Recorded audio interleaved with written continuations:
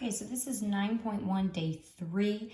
We're still graphing quadratic functions, but we're just going to look at some interesting cases. Essentially, what are some different types of scenarios that we could see occur depending on the quadratic function that we're given. So if you remember, I'm just going to write up here at the top. So we have that axis of symmetry formula, right, is x equals negative b over 2a.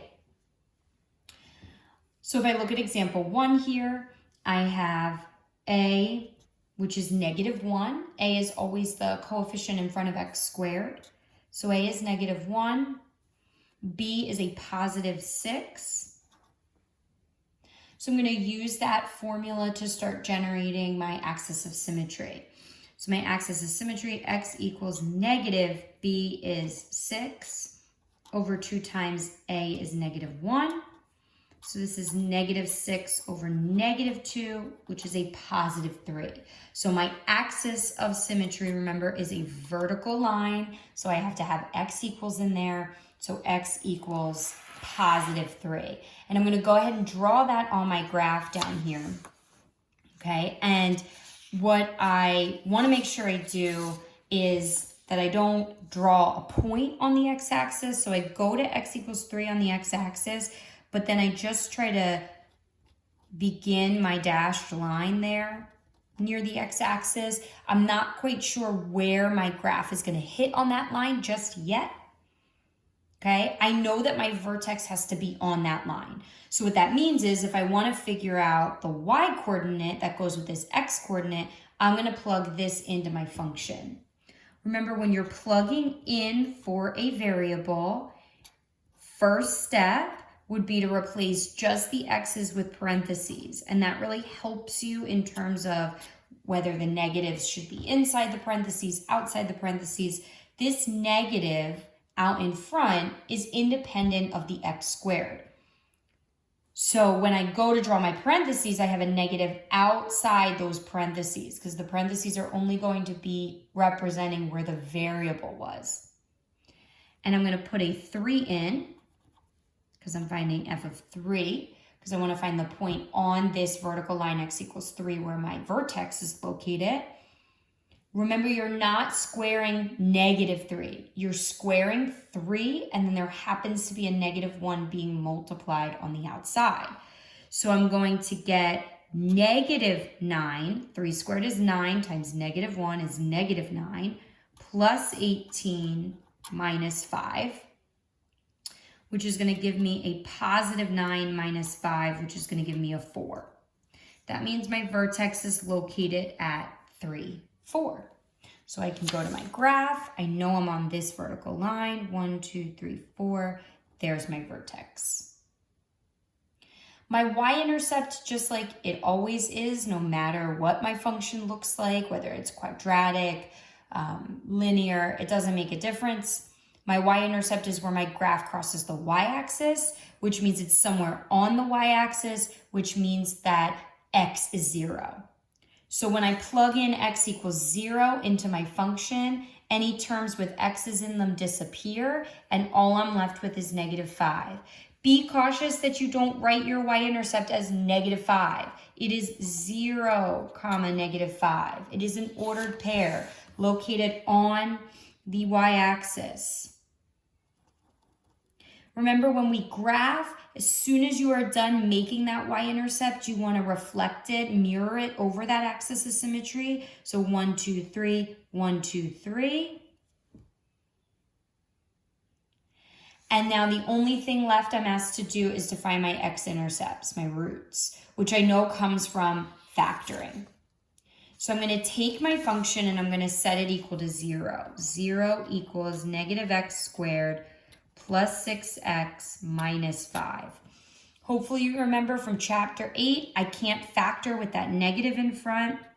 I have to factor that out first and write what's left over. Don't jump right into the double bubble. From there, you can't do that. I need to take out my negative, which means every sign will change. And now I'm just factoring what's inside.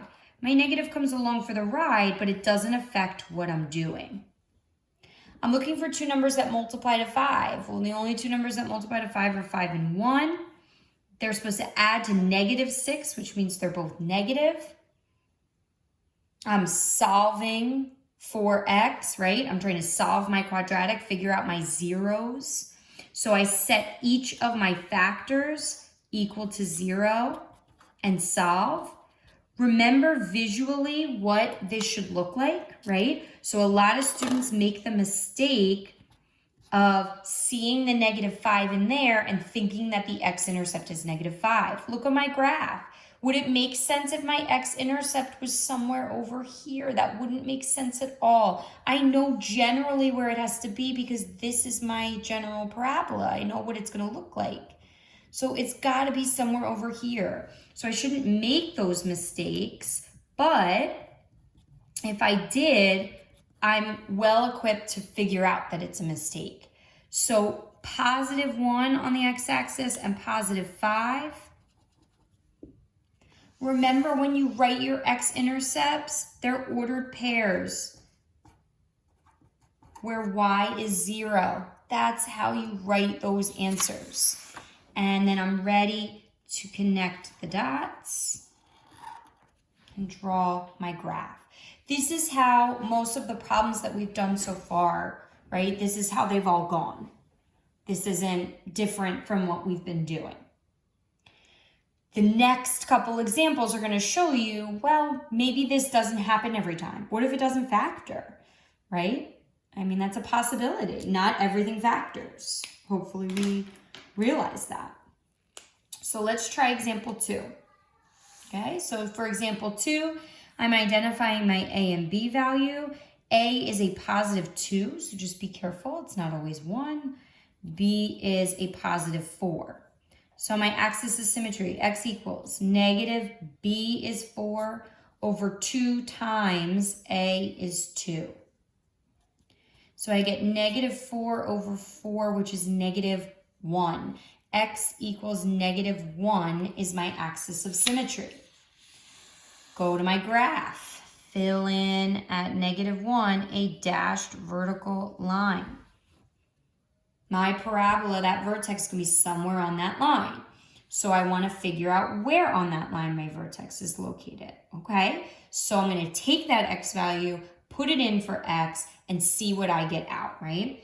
And again, first thing that I want to do is just replace all of the x's with parentheses. Now I'm going to go ahead and plug in that value of -1. And remember PEMDAS, you must apply this exponent before you multiply. This is not -1, it's -1 squared. So you can't multiply 2 times -1 because that's not a -1 there. It's a -1 squared. This is an item. That is what you're multiplying 2 by. So you want to make sure that you're doing your exponent PEMDAS E before M, exponent before multiplication. This will be 2 times -1 in parentheses squared is +1. -4 minus 1. So what do I get? 2 minus 5 or -3. That means my vertex is at -1, -3.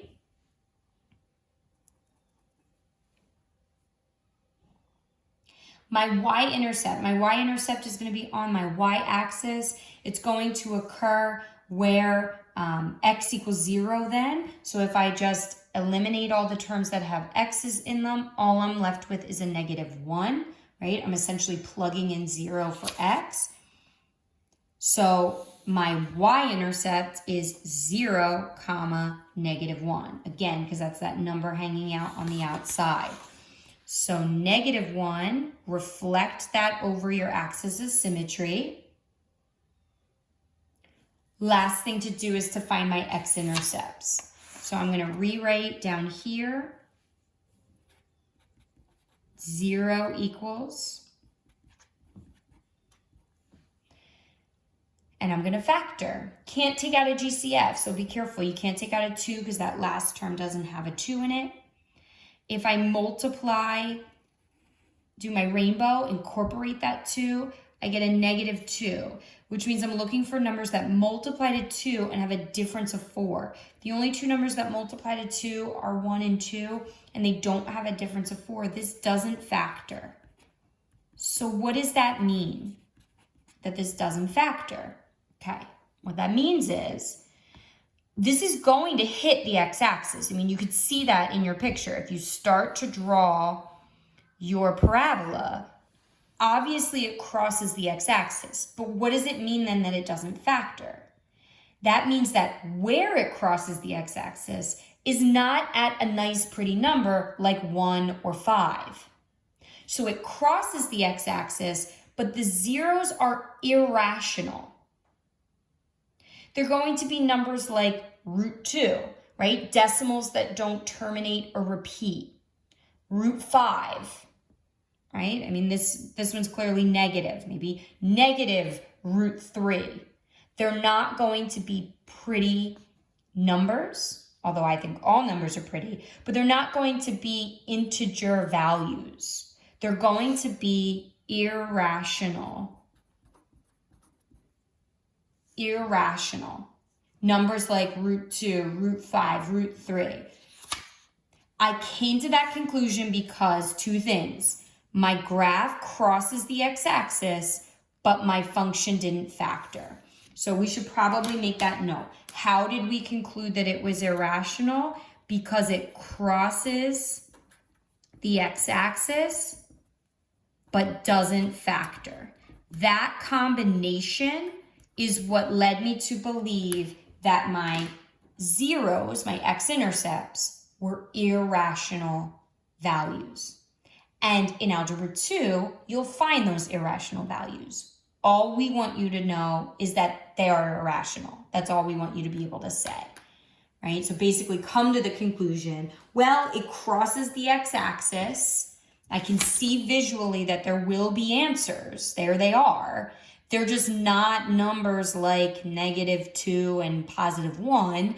They're a little bit off of that. They're somewhere in between -2 and -3. Some irrational number in between. So it crosses the x-axis, didn't factor.